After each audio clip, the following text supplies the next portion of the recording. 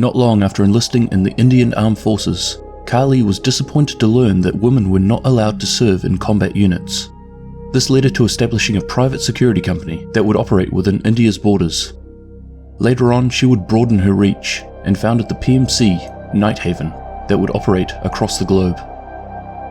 As part of a joint UN operation in Somalia between Nighthaven and the Norwegian Forsvarets Spesialkommando, Kali's life was saved by an FSK operator going by the codename Ace. The days that followed saw Ace being offered a position within Nighthaven. In 2019, Six invited Nighthaven to join Team Rainbow to bring their skills and expertise in assisting in the fight against terrorism on a global scale. One of these operators was named Ace.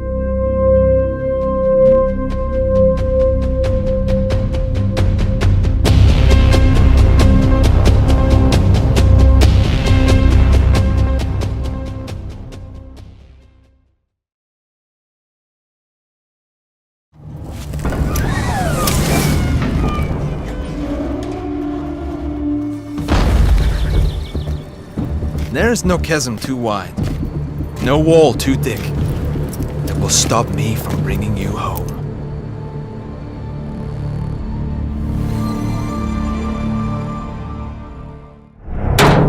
Howard Hogland, codenamed Ace, is an attacking operator in Team Rainbow. As an only child, Ace was born in a small historical village called Leirdalsøy in Norway. With a population of just over 1,000, roughly 220 of them were under the age of 19. As a consequence of growing up in this environment, he had very little competition from other children his own age. He was constantly praised and admired for everything he did. As the only child of his doting parents, they had a very strong bond with their son. He was afforded their time, their resources, and their unwavering admiration. With his peers, he was considered a bit of an idol, and he was popular and outgoing, and often engaged in a number of extracurricular activities. In such a highly praised environment, it is easy to see why he could imagine himself stepping straight into such an advanced role as a pediatric surgeon. After all, he was the best at everything else he set his mind to. However, he soon discovered that being the admired pediatric surgeon he had always dreamed of was not quite as straight-cut as he thought. And while he scored very high in his grade point average in high school, it had never occurred to him the time and effort he would need to undertake in his chosen profession. The requirement of at least 4 years of medical school, 5 years of general surgery, and at least 2 years of residency meant his dream was going to take a very long time. And he soon discovered that memorizing the theory that went along with his profession wasn't to his liking. He had to work out how to get to the action the fastest way possible, and becoming a paramedic looked like his best opportunity. Training involved taking part in a number of specialized EMT classes at university for only 1 year, and also completing 2 years of working alongside an EMT mentor on an ambulance. But eventually, the job became lackluster, and he craved more excitement, more admiration, and more notable heroics. His desire for the approval of others and their unwavering adoration towards him was starting to wane. He realized he had to step up his game. So he joined the Norwegian Armed Forces, where he completed 10 weeks of basic training. There he was able to develop even more skills. He enlisted with the Norwegian Home Guard, a rapid mobilization force whose focus was on the local defense and civil support, but it can also detach volunteers for international operations. It is here that he gained an even larger following of fans. His dazzling charm and heroical performances, his captivating snapshots, and his incomparable skills in the field, a social media star was born. After completing his service obligation, he was accepted into the Forsvarets Spesialkommando and took part in a prominent hostage rescue soon afterwards. This organization is a special operations unit of the Norwegian Special Operations Forces, established due to an increased risk of terrorist activity against Norwegian interests, including oil platforms in the North Sea. It was at this time with the FSK that he took part in an important hostage rescue situation, a joint operation with the UN in Somalia. His tendency to over-dramatize using theatrics and his impulsive style resulted in a magnificent display in saving Kali's life. So unsurprisingly, not long after the successful operation, an offer to join Nighthaven was swiftly made.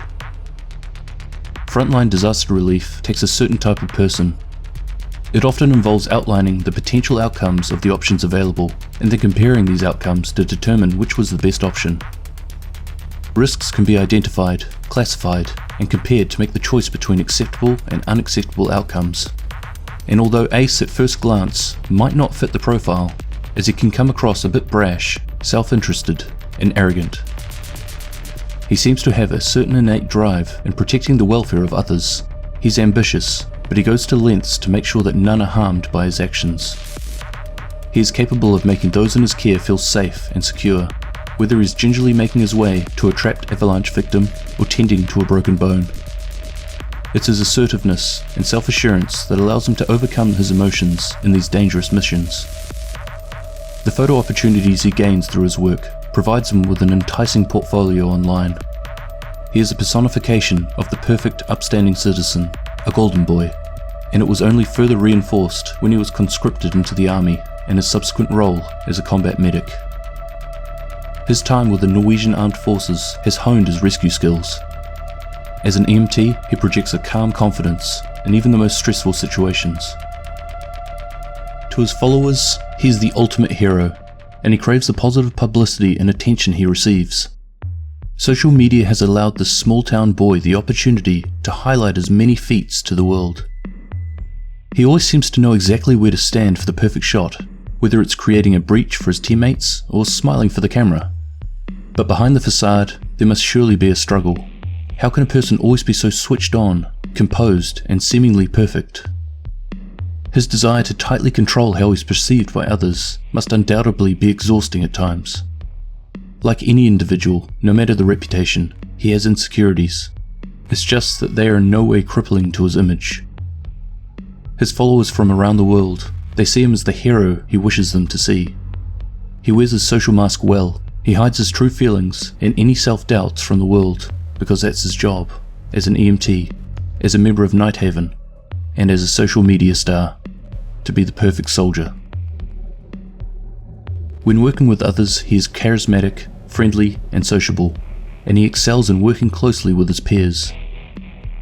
His skills certainly live up to the hype that he's helped to create, and although his personality makes him likable and sociable, he can also be a bit of a dick at times.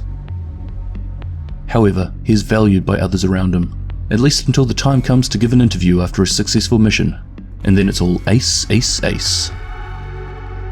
He speaks very highly of Specialist Kali, and they both are very fortunate that their paths crossed. While their relationship is certainly beneficial for both of them, it seems that as long as Ace remains committed to fame and fortune, he will continue to sing Kali's praises and remain loyal to her. Nighthaven and Kali are his ticket to a successful online presence. As a social media influencer, it's a whom you know business, and the excitement and drama of his job certainly ups his profile. What's also clear is that his heart very much still remains in Norway and with his family. The question is, whose approval is he trying to gain? His parents? Kali? The world? And is their ultimate approval even a possibility? Being a social media personality is a really lonely thing. Influencers are often under emotional pressure since their life and performance are always under public scrutiny. Followers expect consistent, quality content and find it easy to turn against influencers when expectations are not met. So before I started this video, I thought, ugh, this guy, such a douchebag, I don't want to talk about him. But after looking into it a bit further, I started to feel somewhat sympathetic towards him. Though his struggles may be a lot less extreme than some of the other operators, he still has his own things to work through and figure out. And although I don't consider myself some sort of influencer, I'm more of a storyteller or maybe a content creator at best, I understand the need to shield oneself through an image or persona, and that it can be a pretty lonely place behind that outer shell. Jesus, that got deep fast. Apologies, it's been a busy few weeks for me. I had actually planned to make this some sort of Nighthaven Part 2 video, but due to time constraints and the fact that I've waffled on for quite a while with Ace alone, I'll instead release the Aruni video separately, and that should be out soon. Anyway, I hope you've enjoyed this video, and I'll catch you in the next one. Cheers!